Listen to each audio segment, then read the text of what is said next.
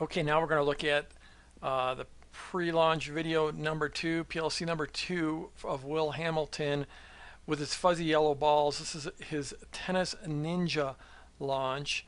And I went through these details in the first video when I broke down his first PLC. But he had basically a 17,000 person list, did $168,000 in sales, which is wonderful. And Will has quickly gotten better with these launches. He did this launch. When he did this launch, he'd only owned Product Launch Formula for less than a year. So very highly successful launch. A few things before we dig into this and go through the video. First of all, one of the things he does in his videos really well is he builds authority. And part of his positioning, his authority, is his access to the pros and his access as a credentialed media at the top level of the game. But the thing to remember is that he created that authority through his launches. He wasn't a member of the media. He wasn't a recognized person until he started doing these launches and started having real success, starting to build up a lot of views on YouTube. So he basically created this authority through his launches. So that's a big thing to remember. Now you should definitely watch his PLC number 1, the video I shot about that. I broke that down. I thought his PLC number 1 was brilliant. He just did a fantastic job of building authority and describing what this entire video course was going to be about and why you needed, as a tennis player, you would need to watch this entire video series. So he did an incredibly wonderful job. This second video I don't think is quite as powerful. And it's not unusual that you're not always going to hit a home run. You're not always going to hit a grand slam. You're not always going to do your absolute best work or have your absolute best video. And I think in every launch I've had one video that stood head and shoulders above the others and one that might not be as good. So I don't think this one is quite up to the standards of the first video, but it's still very strong. Where this one is really strong is in the teaching portion. I think there's excellent teaching in here. There's teaching as I was going through this video as a tennis player myself. As I was going through this video preparing to share with you what's going on, I found myself watching the content and not wanting to fast forward through the content because it's really solid. So I think the teaching portion, the content portion in the middle is particularly strong. I think the open is not quite as strong, and the close probably wasn't quite as strong.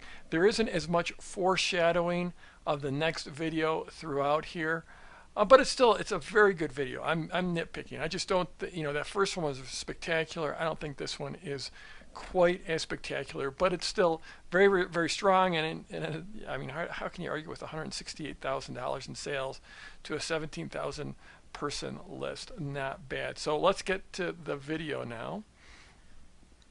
Hey everybody, Will Hamilton here, and welcome to...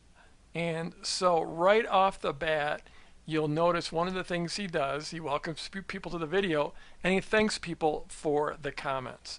And so, he ended the last one asking people for comments, so it's great to thank people for the comments starting right off. To the second free video in our 4-part training series. First, I want to thank everybody who left comments on the first video. And before we get to today's lesson, we're going to do... So, it's great. In those first few seconds, he talks about it being a multi-part series of videos, a 4-part series of videos, and he thanks people for the comments. Probably could have thanked people in a more direct way, saying thanks for all the comments about such and such. It was great reading them. Really enjoyed getting those comments. I was in there, answering. You probably noticed me in there answering a lot of the comments. Yeah, you could have blown it out a little bit more, but that's fine. Okay, so now he goes into, this is a part I actually don't really love. He goes into talking about the video camera and the video equipment that they use to shoot these videos at the events. And really what this does is it does build real authority. It shows that he's got a serious business, that fuzzyyellowballs.com is a serious business. They've got serious equipment. They're real pros. They know what they're doing. and which is fine. But I think, throughout this video there's a little bit too much emphasis on this. So here you go. A quick bag check. You may recognize this location. This is where Tennis Channel does most of their bag checks. Well, at FYB we actually have a bags check because we have a ton of gear here. You'll see that we have this enormous camera in the background. We got another camera over there.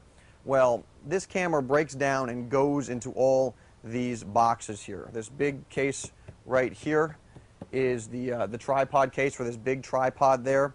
And then this camera here, which is called a Red 1, breaks down and gets put in all these various boxes. These are two other tripod bags. And over here we've got basically a bag full of all sorts of audio equipment. I have to untangle this later. That's not going to be very fun. But we thought that'd be a cool little look inside of our operation. And now what we're going to go do is we're actually going to So the way this video worked is he opens up, it's the second video in the series. Thanks for the comments. I'm at this tournament, and then he goes into the authority with the gear. I would have built in a better promise here, an earlier promise telling people what they are going to get in this video. So that it was about a 30-second piece on the equipment. To me, that was fine. It wasn't too long. Will built in a little bit of the likability factor here. It's not where he said I'm going to have to organize this gear, organize all these cables. That's not going to be fun. That sort of shows him being like a regular person. Again, remember, people are watching this and they are seeing Will as a star because, of all the authority that he's built, of him being at these tournaments, of him being near these top players, of him having 26 million views on YouTube. It's all building this authority. So when you've built up this authority for yourself, showing yourself as an average, normal person makes you more likable. And that part about not going to be fun that was good. I liked how he did that. The thing is, we're 52 seconds into the video and he really hasn't given us a real big promise here. So we're going to continue right in here. You're going to see I'm still not really loving the video yet. head out on court and we're going to get Adam Szyminski, the tech genius behind FYB. The reason all the video looks good is because of Adam. So we're going to get Adam walking us through how this Red 1 works. That's going to be very cool. So with that in mind, let's head out to that segment. So that was a big promise. Is his partner's going to, the technical genius is going to show us all about these cameras and how they work. And as a tennis player, I'm like, okay, what's in it for me? Who cares? I want to know how to play tennis better. I want to know how to shoot video better. So now he pops out onto the court, and he talks about, there's Rafael Nadal hitting in the background, who's like one of the greatest tennis players. And so that's some great authority right there. But then they go into a big, long discussion about the camera. So again, I like the authority, don't like the camera bit right here. All right, so we've got the camera put together and we were out filming Rafael Nadal. And what we're going to do is actually come over here and see Adam in action operating this camera, because this thing is pretty monstrous. I don't know how it works. It's got a lot of buttons. So I'm just going to kick it over to Adam. Why don't we bring the camera? The whole bit of a lot of buttons on this camera, I don't know how it works. Again, that's the humility, the likability. I like that. But this next section here, where he turns it over to Adam, just drags. It goes over here so you can see it from this vantage point with Rafa in the background, and Adam, take it away. So this camera is called a Red 1. So this next section just goes on and on and on. It's about 90 seconds long, with his partner talking about this camera, and frankly, I don't care. I'm a tennis player. So this is, like I said, this isn't, I don't see this video as being quite as strong. Again, Will had great results, and this video gets stronger soon. You'll see soon. I'm going to skip ahead to like this 3:35, and they wrap it up, and now this is where the video starts to get good. Technical segment of this video. Let's get back to the instruction. All right, so one quick preface before we head back to the studio. Today's lesson is on DNO, and you're going to love DNO because we're going to teach you some of the strategies and tactics the pros are using and how you can apply the same strategies and tactics to your game. Now make sure you've watched the previous video where we talk about directionals, court positioning, court geometry, and SWAT, because you have to understand that stuff to understand DNO. So this section is great. Will's back in his comfort zone. He's in his wheelhouse here. He talked about what was in the previous video, why you should go back and watch it if you haven't seen it. And now he's going to start basically teaching and foreshadowing in here, telling you what you need to understand, specifics of what you're going to learn and why it's important. So this is really powerful stuff. I just would have liked to have seen this be in the first 20 seconds. He could always do this at the beginning and then take a little sidebar into the camera, but I would have liked to see this piece early on. Now, the great thing about this is he had that amazing first video, and people are probably, if they watch that first video, they're hooked. And since this is an internal launch, in general, when you're during an internal launch, you've got a little bit more time to hook someone because they already know you. You've already have a relationship with them, built some authority. If it was a joint venture launch where joint venture partners are sending you traffic, then you have to hook them very, very early with that authority. Now, Will hooked people really hard with authority right in that very first video. It was just fantastic. Again, I don't want to beat up Will too much because he is one of my best students and he's doing a great job in this launch. It's just this video isn't quite as strong as that first one. But in here, you're going to see him teaching and foreshadowing what what you're going to learn and why it's important. So with that in mind, let's head back to the studio and get on with today's lesson. So DNO stands for Defense Neutral Offense. And there's two key concepts you need to take away from DNO.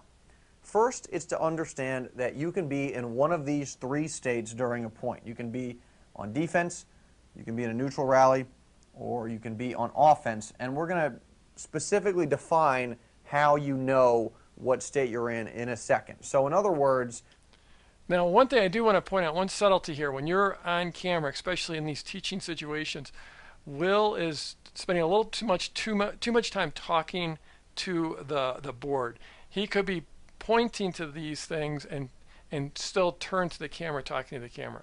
Again, I don't want to beat up Will too much because $168,000 is an amazing launch, but we're always looking for ways to get a little bit better. And frankly, Will has gotten better.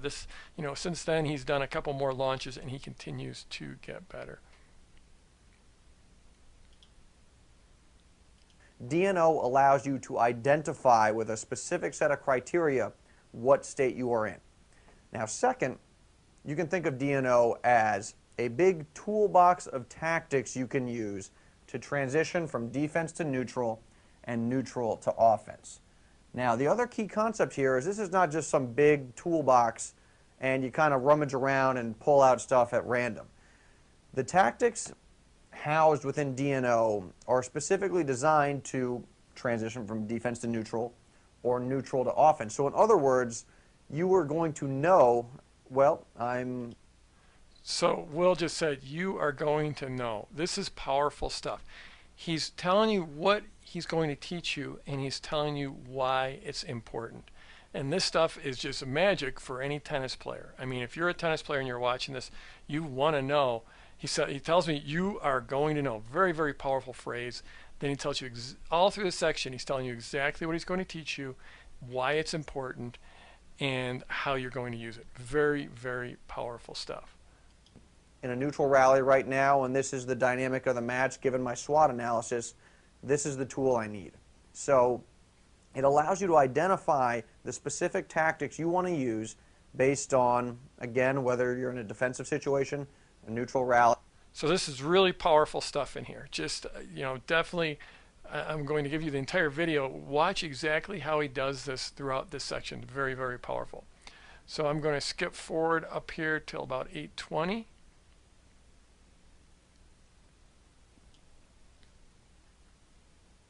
Second criterion is court positioning. And that simply means where you're positioned versus, relative to your opponent. And we already know what proper positioning is from one of the previous videos. We already know what proper positioning is from one of the previous videos. So again, reinforcing that this is a series and driving people back to the first series, because you can never assume that people are going to watch your entire series. Some people will come into the second, PLC number 2, they will have not seen PLC number 1. So what he's doing here is he's driving them back to number 1. He's creating that interest. He's giving them a reason to go back and watch that first one. Okay, so now we're going to jump forward. Lots of great teaching in here, but we're going to jump all the way forward. I'm assuming you don't want to know all about how to win at tennis like I do, but we're going to jump forward here.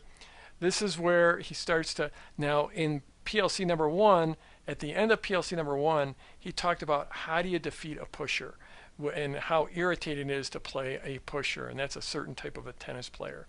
In here, he pays that off. So that was at the end of the first video. And when you make a big promise like that, you definitely want to pay it off. So here at the end, or deep into 19 minutes, 48 seconds into video number 2, he pays off that promise from video number 1. We just talked about. All right, so it's the moment maybe many of you have been waiting for, the how to beat a pusher strategy. Now, we're going to first start by defining a pusher. So the moment you've been waiting for, and I just love that. I mean, really, if you look at it, it's a subtle play on anticipation. Because if you start telling people about how they are anticipating something or how they anticipated something, it just leads to more anticipation. And it's interesting that he waited until he was almost 20 minutes into this video to pay off that promise from that first video, because I guarantee you he's got people following this launch, and when he made that promise at the end of his first video, there are people that came to this video just waiting to learn how to beat that pusher, because it's an irritating problem, and he did a good job of irritating and agitating about it in his first video. So now I'm going to skip to 2654 here. This is where Will, he's so good at doing this authority piece in such a sort of likable, subtle way, but you're going to see him build more authority and start to set up the next video here. He did it's pretty late in this video. A big problem anymore. Back at Indian Wells, now you know what DNO is. Now you have that tactic for beating a pusher. And speaking of pushers, let me point out someone who is most definitely not a pusher. Maria Sharapova right over there, one of the biggest hitters on the women's tour. So in the next video, what we're going to do is talk about how the pros think a little bit differently than everybody else. Because it's one thing to understand DNO and have that toolbox of tactics, but how do you actually apply that stuff, and how do you make adjustments based on the ebb and the flow of the match? That's one of those tactics that, or one of those abilities rather, that really sets the pros apart from everybody else, because the match doesn't always play out like you plan. So what he's doing here is, well, first of all, he points out Maria, and that's a big authority play. She's one of the top female players on the tour. And now what he's doing is he's foreshadowing that next video. So we're coming to the close here. We're almost done with this video, and he's big time foreshadowing the next video and why you need to watch that next video. And when you're in a situation like that, you better adjust or you're going to lose the match. So that's what we're going to see in the next video. And then, of course, at the end of it, he has a call to action where he again asks specific questions, asks people to make a comment, and tells people he's going to be reading the comments and answering the questions. So I'm going to go back and play this section again. That's one of those tactics that, or one of those abilities rather, that really sets the pros apart from everybody else, because the match doesn't always play out like you plan, and when you're in a situation like that, you better adjust or you're going to lose the match. So that's what we're going to see in the next video. Now, in closing with this video, please let me know, first of all, what you think of DNO in the comments below, and what your specific favorite tactic is, because everybody has at least one favorite tactic, whether it's I'm going to play to my forehand and hit a lot of those, or I'm going to try and run my opponent around, hit to the open court, and so on. So let me know what you think of DNO and what your favorite tactic is. I will be reading those comments, looking forward to that, and I will be jumping in and answering any questions you might have. So with that, I'm going to sign off, but I will see you in the next video. So this, again, a very, very strong close. I liked the close. I thought the teaching section in the middle was very powerful. Didn't love the open of this video. I think he should have gotten to the promise of what this actual video is about and what's in it for tennis players. I think if he would have opened there with that, it would have been stronger. But again, that first video was so good. And I think, and no one, in most launches, often video, if you're going to have a great video, have it be your first video. And if you're going to have a weak video, have it be your second video. So you really want a strong first video and a strong third video. The first video is probably the most important, and the second one is probably the least important. So if you're going to have one not be great, this is the one to not be great. And again, there's so much good in this video. It's just that one section about the video gear, I probably would have left it out, or I would have put it deeper after I made my initial promise. But Will did a great job here, is doing a great job with this launch, and that's why he did really well. But I hope you're seeing no launch is perfect. And every time I go back and look at one of my videos, it's like, oh yeah, I wish I'd done this, I wish I had done that. So there is video number 2. You saw how he, he basically in that first video, he set up the opportunity in the second video. In this one, he is setting up the third video. And the third video is how to take this stuff and bring it into a match. So he's leading very seamlessly from one video to another. Did a great job with that.